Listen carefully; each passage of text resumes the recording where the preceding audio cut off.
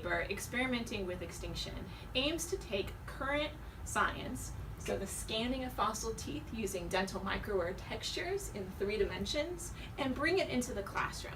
There's nothing more exciting than saber-toothed cats and pumas roaming the landscape.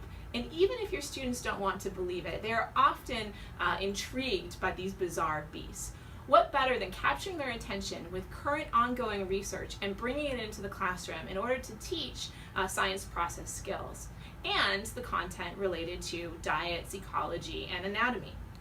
One of the ways in which we do this is we actually use original data from previous publications that looked at tooth breakage of various carnivores to set up different hypotheses. Once the students come up with those hypotheses, we then look at new data that's available in open access papers and also in press releases.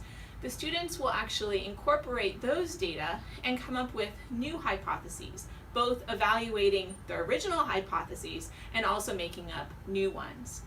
This process then continues with additional studies, and so there's a whole process that explains how science is actually happening.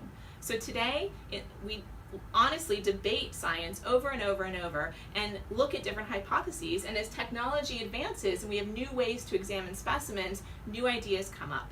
We change our old ideas and come up with new ideas. And so this process of science being a dynamic process is something the students will actually be engaged in. They will also be engaged in actually looking at the primary data. So for advanced classes, they can read the actual papers that are open access. They can also read press releases for less advanced courses.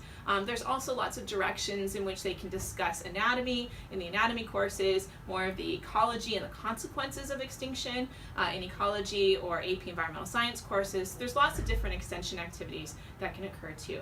But all in all, the goal of this lesson is to take current ongoing research, excite students about these bizarre creatures, talk about extinction, and explain science process skills with the students actively engaging in the process and also at the end communicating their data.